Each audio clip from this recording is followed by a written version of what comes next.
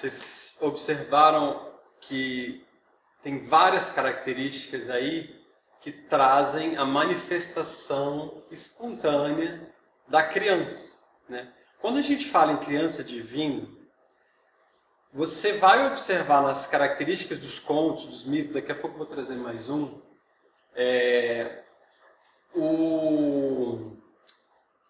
características da criança mesmo.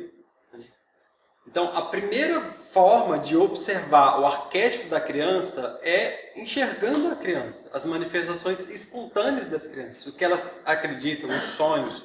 A criança, muitas vezes, vive parte nesse mundo, tendo que se adaptar a essas regras e limitações, e parte na cabeça dela, com poderes inimagináveis, né? Eu lembro muito bem, quando eu era criança, eu vivia sonhando que eu era algum tipo de super-herói, né? E estava sempre lutando contra algum tipo de vilão.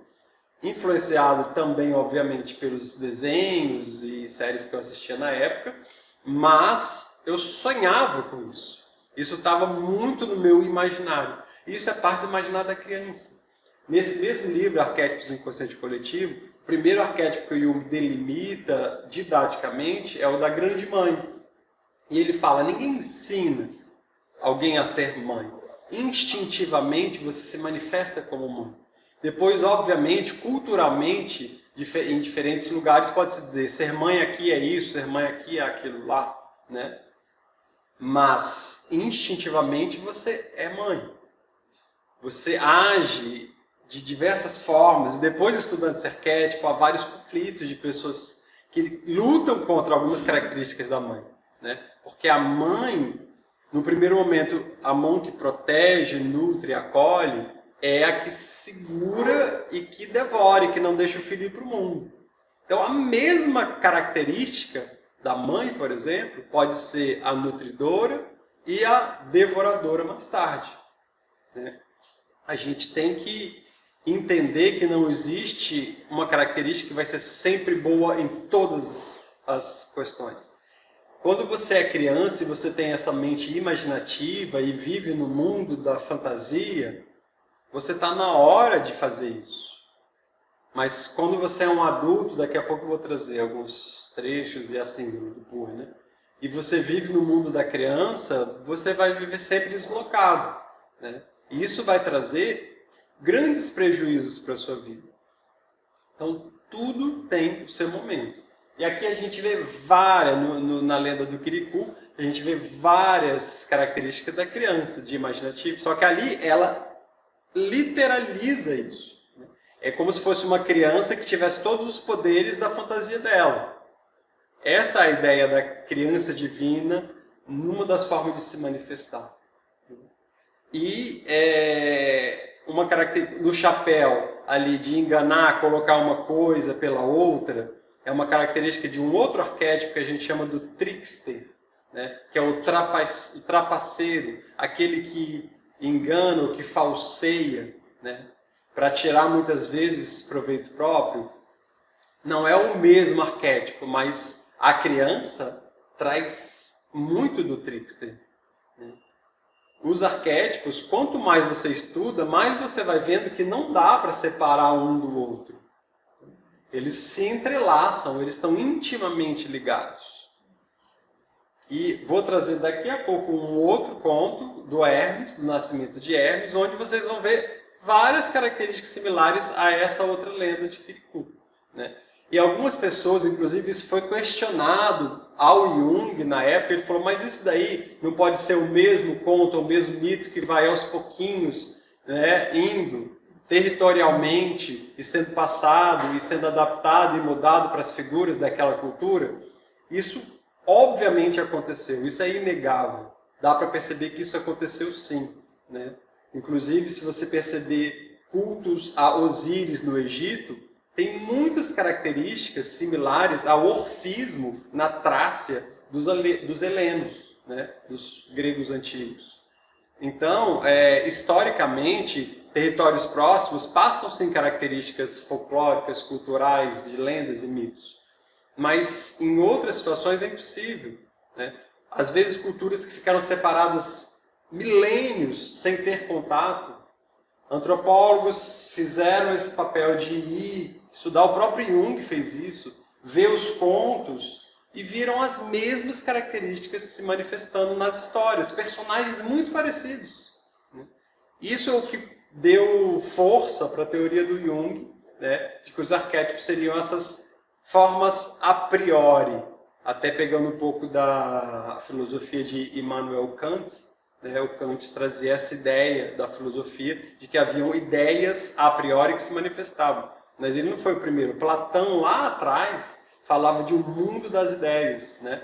Mais de 2000 anos antes, falava de um mundo das ideias, onde haviam formas primordiais que se manifestavam.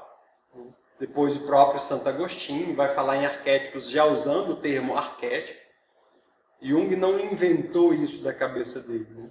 Ele fez sim um trabalho de observação para comprovar essa teoria, mas ao mesmo tempo ele foi citando várias referências, onde a gente pode ver isso. O pequeno Héracles e as serpentes de Hera é um outro exemplo. Né? Alcmena, que era sua mãe, Íficles, o seu irmão gêmeo, mas não do mesmo pai, e Anfitrião, aqui é uma família. Né? O que acontece? Anfitrião, no momento que ele sai de casa, Zeus, encantado com a humana Alcmena, se transforma no próprio Anfitrião, porque os deuses têm essa característica de metamorfose, né? De mudar a sua forma, se transforma em Anfitrião e tem uma relação sexual com Alcmena, gerando o filho Héracles, né? E já havia ali, em algumas versões, depois, em outras versões ele vem depois, mas há uma concepção dupla. Uma concepção divina e uma concepção humana. Aí já tem a ideia que o Jung traz lá atrás da origem divina. Né? Então nasce um filho humano, Íficles, inclusive é super medroso, e nasce um filho heróico, Héracles. Em Roma, mais tarde, ele vai ser chamado de Hércules. Então é o mesmo personagem. Algumas pessoas, né, ficam, mas as mesmas histórias de Héracles são a de Hércules? É porque é o mesmo personagem. Aí é literalmente essa questão do território que, né, Roma, depois que dominou a Grécia, importou muito da cultura grega. Mas enfim, Héracles, né, ele estava no seu leito, dormindo com Íficles, e Hera aproveita que as pessoas que tomavam conta adormeceram ou saíram e manda serpentes para matar. A serpente é um grande símbolo da mãe devoradora. No caso aí, Hera vai perseguir Héracles até o último suspiro da vida dele. Né? Sempre, inclusive os 12 trabalhos de Héracles, para ele se provar em cada uma das etapas, quem está por trás é Hera, né? Querendo ali de alguma forma prová-lo ou destruir.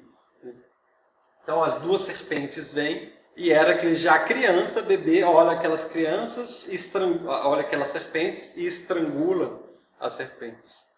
Aqui ficou eternizado essa cena de um mito. Aí depois vem o anfitrião com a espada, né, com o logos, com o símbolo do masculino, querer resolver, mas a criança já tinha resolvido. A criança já colocou um limite. Com a sua força, ela falou, não, aqui não. E ela depois vai se provar um grande herói. Né? Um grande exemplo para uma cultura em determinado momento da história dos helenos. Helenos era quem nascia na Hélada.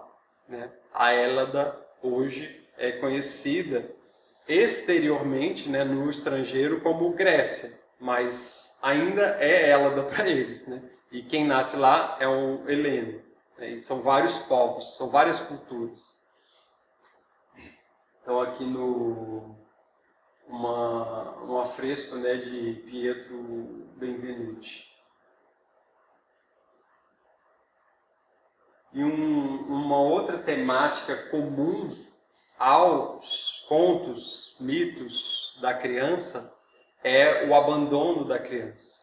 Né? Ela, na sua origem, ela ser abandonada. Moisés é uma criança que é preciso ser abandonado, né, no rio, depois ele é pego pela esposa do faraó e criado como alguém da nobreza ali do Egito. Né? Origem, de novo, perseguições, ameaças, né? Você observa como essa questão é bastante comum. Escolhido por Deus ou já filho do próprio Deus. Eu diria que a criança que existe na pessoa adulta é a fonte de sofrimento, é a parte que realmente sofre, pois a parte adulta pode aceitar a vida como ela é e não sofre tanto. Os sofrimentos da infância são os piores. Este é o verdadeiro sofrimento. Embora eles possam ser causados por coisas de pouca importância, como, por exemplo, ter de ir para a cama quando a vontade era de brincar, podemos lembrar as terríveis contrariedades que sofremos na infância. Olhando para trás, elas parecem bobagens, mas na infância pareciam uma grande tragédia. Isso porque a criança é uma totalidade, e uma totalidade em todas as suas reações. Portanto, mesmo se é apenas um brinquedo que lhe é tomado, é como se o mundo estivesse vindo abaixo. Graças a Deus existe uma compensação, que é a sua capacidade de recuperação rápida, pois logo se distrai, rindo de novo e esquecendo o problema. Aqui é um trecho de Por Eternos, página 86, desse livro que eu sugeri. Então aqui a gente vê uma característica dessa criança, né? De quando contrariada, o mundo acaba. Ela se irrita, ela se enfurece, ela grita, ela quebra, ela dá piti, né? Ela chora, batendo as mãos no chão, mas daqui a pouco logo ela está sorrindo. E aqui o Jung fala, a von Franz no caso, né? Fala algo muito importante para entender várias questões na clínica. E isso vale para todo mundo, não é só quem tem a síndrome do puer aeternus, não. Todos nós temos uma parte do psiquismo que está fixada na criança. Na psicologia analítica a gente chama até isso da criança ferida. A criança ferida que existe em nós, muitas vezes tem dificuldade para lidar com algumas situações. Algumas, às vezes, é bem específico. Aí eu emburro. Aí eu não quero cooperar. Aí eu fico afetivamente ativado, né? E começo a ter reações adversas e conflitivas com a situação ou com algumas pessoas específicas. Muito comum quando a pessoa volta a encontrar familiares, algum irmão que conviveu muito na infância, teve muitos conflitos, né? Isso pode já ser um estímulo. Vem um irmão que mora às vezes em outra cidade, ou você vai visitá-los, né? Ou você há muito tempo não mora com os pais, também mora em outras cidades, volta a visitar os pais e há uma regressão. E ali, em vários momentos, você se vê se comportando como criança. Isso acontece porque uma parte do nosso psiquismo vai estar sempre ligada a essa criança, muitas vezes contrariada na infância, né? Frustrada, e algumas frustrações pesam mais que outras. E aqui ela está dando exemplo de questões normais, mas obviamente existem feridas que são muito mais difíceis de cicatrizar, como um abuso, né? Uma violência, uma agressão. E aí a gente está falando de questões muito mais difíceis de superar. Agora, a subjetividade de cada um vai fazer você lidar melhor ou pior com essas questões. Não há uma regra absoluta. Ah, sofreu uma agressão na infância, necessariamente vai ser um adulto traumatizado? Não. Né? E às vezes a pessoa não sofreu nenhuma agressão grave mesmo na infância, foram só frustrações normais da vida, não faça isso, né? E a pessoa cresce um adulto traumatizado, achando que o mundo sempre esteve contra ela. Então, as duas coisas podem acontecer. E isso é muito subjetivo, não há fórmulas. Obviamente, estatisticamente, se observa, sim, que pessoas que sofreram traumas fortes na infância vão ter consequências na vida adulta. Né? Isso pode ser afirmado. Né? Mas não generalizando, sempre, todos os indivíduos. E estatisticamente também se observa que pessoas que tiveram uma infância mais equilibrada, saudável, com frustrações, mas também com compensações, vão, na vida adulta, tender a ser mais equilibrados. Mas, de novo, não é uma regra absoluta. Na psicologia, nós não trabalhamos nunca com regras absolutas, porque se observa as exceções dessas regras, né? E até com uma certa frequência. Então, essa é uma questão aqui que é tema de todos os processos. Sempre nós vamos trabalhar a criança ferida. De qualquer um, porque sempre vai haver momentos onde a pessoa vai perceber, nossa, aqui eu estou agindo, eu tenho até vergonha de falar, aconteceu isso, isso e isso, esse final de semana, fui lá visitar a minha família, não sei o que, dei um piti, acionou a criança ferida. O que acionou? Vamos tentar entender qual era a situação, qual foi o gatilho. Observando os gatilhos, nós podemos nos conhecer. E aí sim a gente começa a desmistificar aquilo dentro da gente, né? Tirar a força desse arquétipo da criança, se desidentificar com a criança. Até o momento onde você, depois de prestar muita atenção e forçosamente mudando seu comportamento diante daquele gatilho, você não se comportar mais daquela maneira. Isso é o esperado. É fácil? Não. É rápido? Não. Né? Nunca é rápido uma mudança de comportamento. Às vezes, principalmente jovens, quando eu atendo, eles vêm com um problemão, vamos dizer assim, num sintoma, e eles esperam a resolução imediata. Arquétipo da criança. Uma visão ilusória da realidade. E se você fala, olha, não vai ser fácil, né? Aí a gente trabalha, a pessoa se conscientiza, daqui a um mês fala, eu tô ótimo, acho que eu tô curado, não tem mais nada daquilo. E aí você vai ver um mês depois a mesma coisa. E aí se frustra até consigo mesmo. Nossa, mas eu pensei que já tinha resolvido, eu já entendi. Entender não muda magicamente a coisa, né? É importante ter essa consciência. Aqui eu trago a figura de um orixá da cultura Yorubá na África, chamado Obaluayê.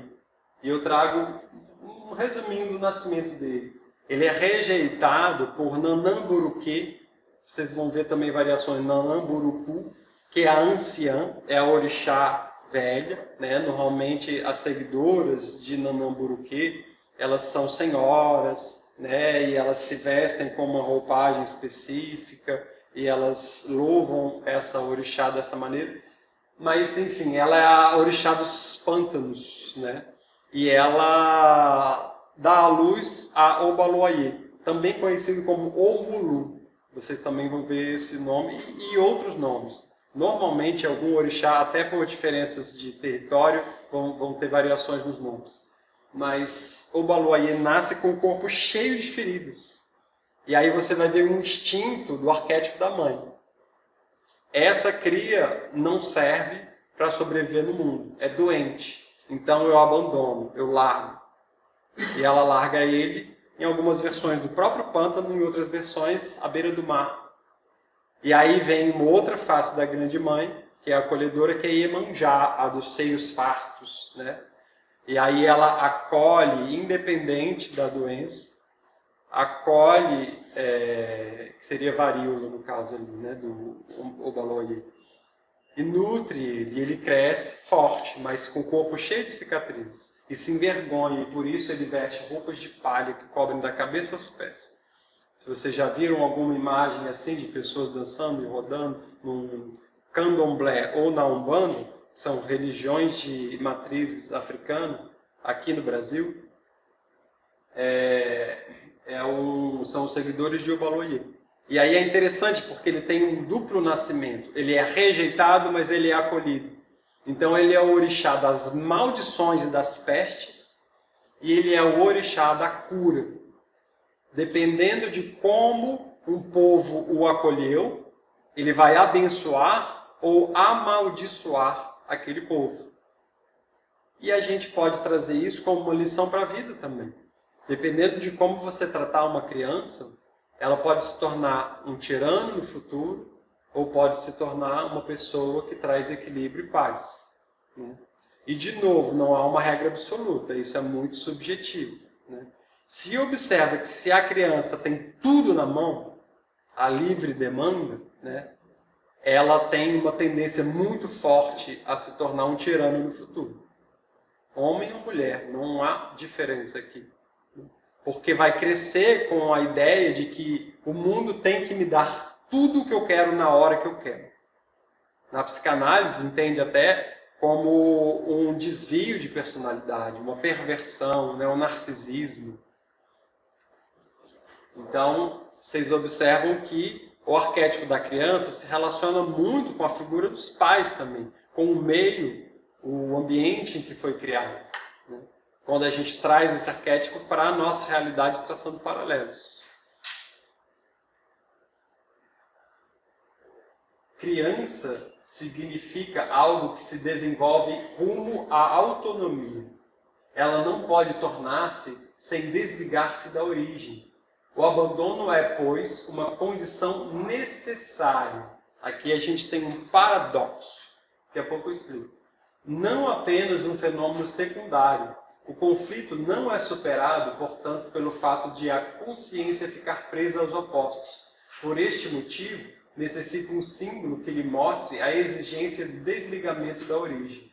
Na medida em que o símbolo da criança fascina e se apodera do inconsciente, seu efeito redentor passa à consciência e realiza a saída da situação de conflito, de que a consciência não era capaz.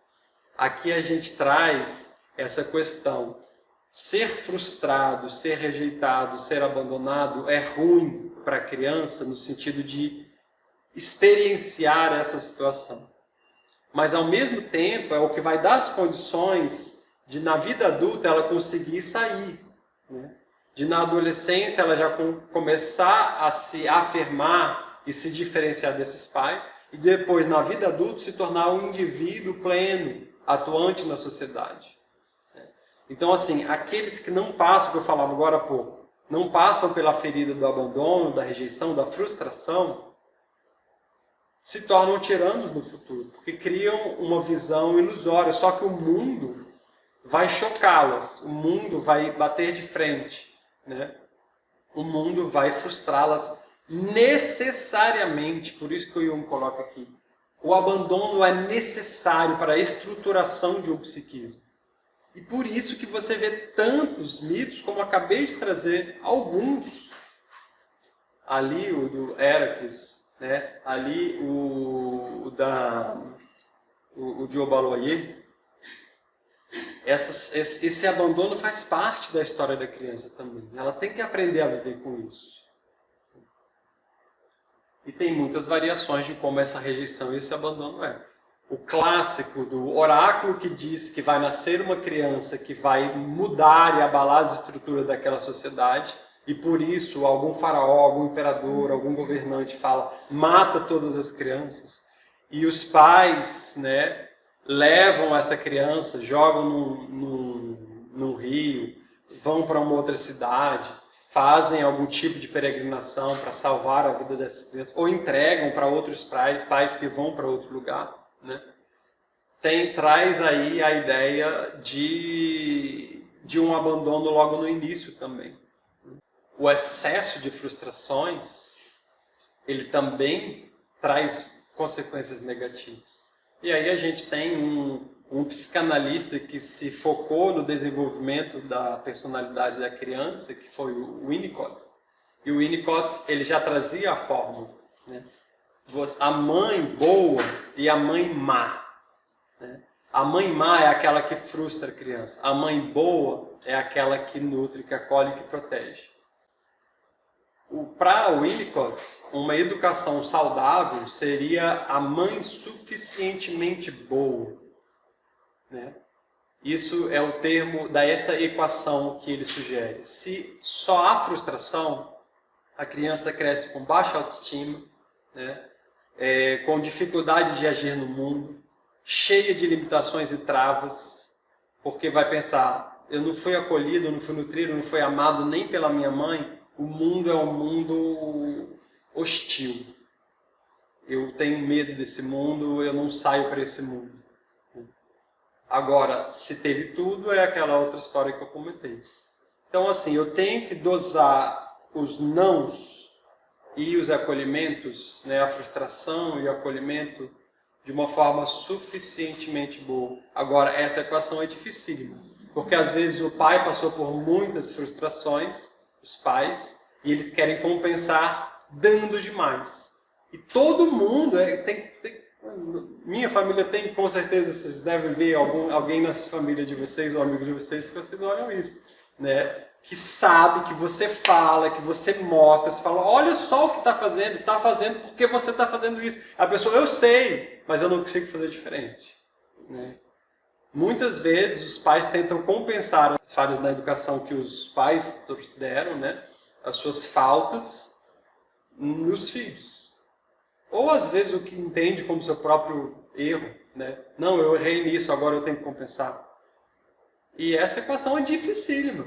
De novo, dificílimo. Não tem um manual, faça isso, não faça aquilo e vai dar tudo certo. Se tivesse, seria ótimo, mas não tem.